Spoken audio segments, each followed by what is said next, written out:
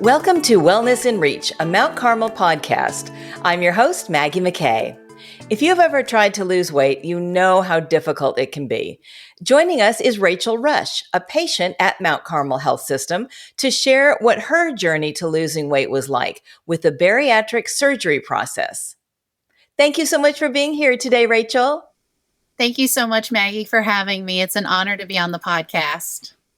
I'm looking forward to hearing your story. My cousin did this same surgery years ago, like 20 years ago. So I'm interested to hear how different it is 2 decades later. So what was the turning point in your life when you decided to pursue weight loss surgery? Well, I think one thing to note is that it wasn't one big turning point. It was a combination of multiple things that were happening every day. The fear of sitting on a chair and fearing it would break, the fear of taking the stairs when the elevator's broken. And the biggest thing was my brother, who's 2 years younger than me, finding out he and his wife are pregnant. And I didn't know if I'd be able to keep up with this child.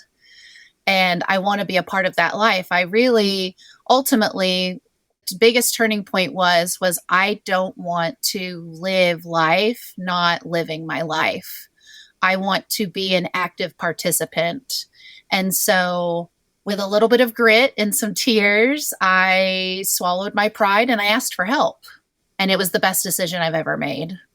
Good for you, because just being aware that it's not taking over your life, but getting there to that point, just being aware, I think, is a big block for a lot of people. They can't even realize how much it affects their life. So can you describe the emotional journey you went through before, during, and after the surgery? The emotional journey, I think, is the hardest part. The surgery is hard because you are going in, they're doing a laparoscopic surgery. So your surgeon is using basically a machine to make, it looks like a perforated piece of paper across my stomach now, because I think I have 6 incisions. And they're going in and using cutting edge technology, but there's this emotional fear that's always kind of tethered to you, like Peter Pan's shadow of, what if this fails too? And so there's a lot of emotional strain, the leading up to, the during, and the after. What if I fail again?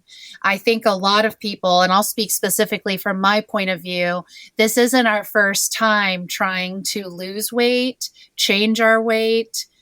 There's a lot of yo-yoing happening. And so there's this imminent fear of, well, what if I fail again? What if the weight comes back? I think something that was very encouraging throughout the whole journey was the huge support system that Mount Carmel's Bariatric Center offered the whole way. It was very transparent. There's a huge community of people who are leading up to surgery, considering surgery, and years past surgery and maintenance, that we're all kind of battling our own personal demons, but we relate to each other because we've all gone under the knife. And now we're seeing what our body feels like. And that's very emotional. The other thing is that I see it as an addiction, which is very emotional too. But unlike alcohol or a substance, you have to eat to survive. We have to drink water, we have to eat, we have to sleep. So when your addiction, and I think food is very emotional, what do we do when we celebrate? We eat. We get together and eat. What do we do when we're mourning a loss? We eat.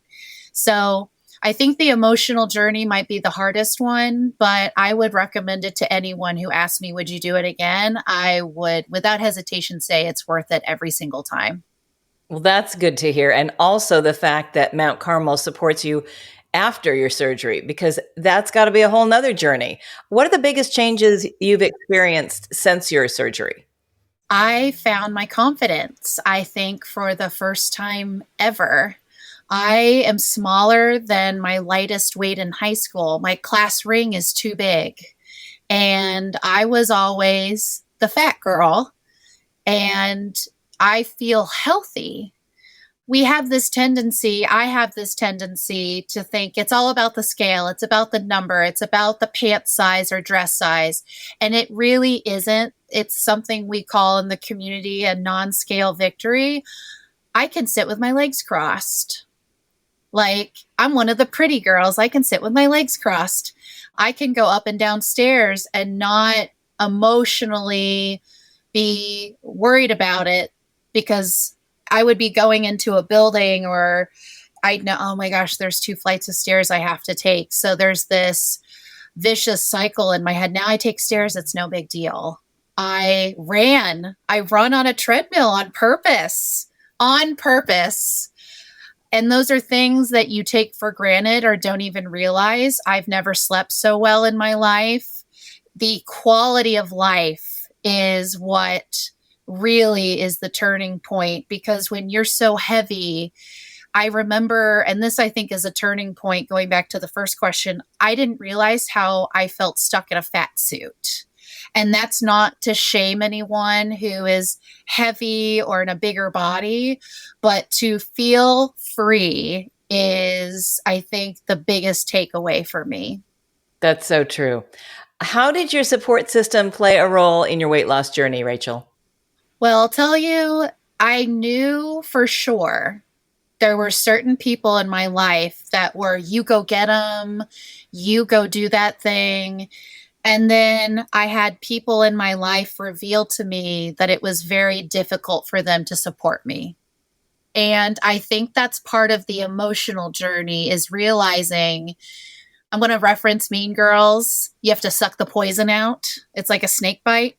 So you might encounter people that see you succeed with the weight coming off and think, well, you're cheating. That's cheating. And it's not. It's a tool.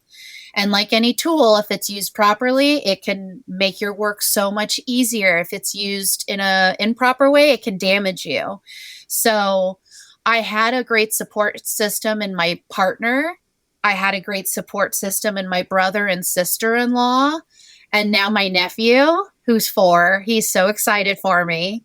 My parents, but coworkers, other women who are, I think as women, and this is from my specific point of view, we have a lot of opinions about weight. And the women closest to you, maybe even men, it's almost like this invisibility cloak is shed. Being fat is like a hiding camouflage mechanism. So when people see you for the first time, it's almost like they treat you differently. So the support system you have is very important, because there are going to be days that you're like, this was a mistake. Why did I add more work? But in the end, it is, you have to be your strongest support system. You kind of become a phoenix, you burn through it, and you get this new skin that's stronger. But the support system within the bariatric community, the team, the nurses, the nutritionist, my surgeon, they have been incredible. And in the times that I feel so alone, going to that community and talking through, oh, my food is always cold because I can't eat it fast enough. Or I can't believe I have this many leftovers and I have to throw them out because I can't eat them fast enough. That is really the best support system you can have, as someone who understands that journey. And what are some misconceptions about weight loss surgery that you'd like to address? Oh, there's so many, but let's go with the biggest one. It is a comp out. It's a cheat, and it certainly is not. I remember waking up from my surgery, and the nurse woke me up very gently, and she's like, you did it, you made it. It went okay. And I'm like, pain, thirsty. And I remember looking at my body for the first time, and they have like the glue on you and the bandages. And I'm like, what did I do? Fast forward to a month later, 3 months later, 6 months later, best decision I've ever made. But people see it as a cheat. And the thing is it's not. It's a tool. You are asking for help in a way that there's so many health related reasons why just eating healthier, drinking your water, and exercise just doesn't work for everyone. I've heard from different bariatric brothers and sisters in the community that I've exercised so hard, I've starved myself, I've drank so much water, and still the weight doesn't come off. I gain weight or it doesn't work. So this is a tool that enables all of that effort you're pouring into your own vessel, your body, to start to work.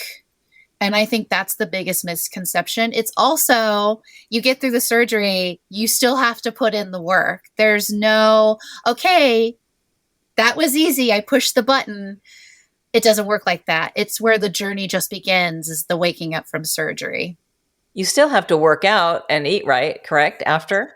Yes. So basically, for me, I had gastric bypass, so they gave me a smaller stomach. Imagine a weekender bag. That's a big bag. You're packing for a trip. I now have a coin purse. So my stomach got much smaller. And because your stomach is smaller, you now have nutritional deficiencies. So I have to take a vitamin every day because eating high protein food and greens isn't enough. I have to think about what I'm eating. Your tolerance for eating in the way you ate before doesn't work anymore. So, as a past emotional eater and continued emotional eater, thinking you're going to eat that whole bucket of chicken, for example, that doesn't work anymore. You have 2 bites, you're full, but then you're hungry again later. You learn how to work with the body you have, but with new hardware, a new stomach. You have to drink water. But I will tell you, once you kind of crack the code and figure out how to fuel this new stomach, it's like you are the most pure version of yourself. You're clean. You're feeling energized for really the first time in your life.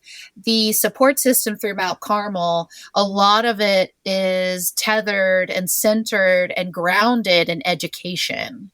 The week before your surgery, you have your surgery date, you go in and you do a full class that's almost a whole day, breaking down every step of what to expect, what's going to happen, but what is coming on the other side and how you take care of this new stomach that you have.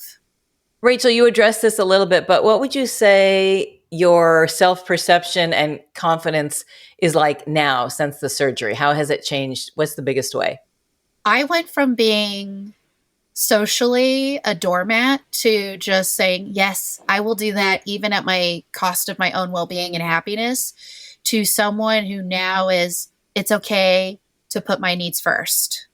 Now, granted, I am still very much, I'm going to help my sister, my friend, my colleague, but nope, I can't sit all day. I can't be a couch potato. I need to go walk. My body yearns for it. It yearns for exercise. My body yearns for nourishment. The confidence is very big. It may not be the case for everyone. I still very much have body dysmorphia. I'm like, this can't possibly be my pants. These aren't my shoes. These aren't my underwear. Like, who shrunk my stuff? But I see myself in videos or I fit. I don't have to ask for the seatbelt extender on the airplane. I have room. I can take up space, but in a way that isn't, I'm so sorry, I'm so fat, I'm in the way. It's, oh, I'm here now. And I think the biggest piece is that, kind of leading into the misconception, it is something I'm very passionate about. So if someone is confused or isn't that kind of gross or why did you cheat yourself? Don't just go to the gym, get a gym membership.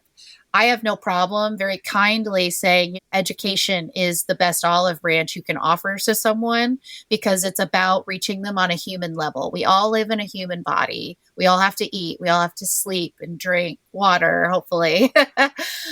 So the confidence is big. Some people, it takes time. For me, it was like, and I'm here. That's awesome. I'm so happy for you, Rachel. That's really a huge milestone, I would think. In closing, what would you say to someone who is considering weight loss surgery? I think the biggest thing to consider is you have to want it most. I have met other people in the bariatric community that they were guided down the path of bariatric surgery, whether it be the sleeve or the full bypass, because they have to lose the weight to get to the next surgery.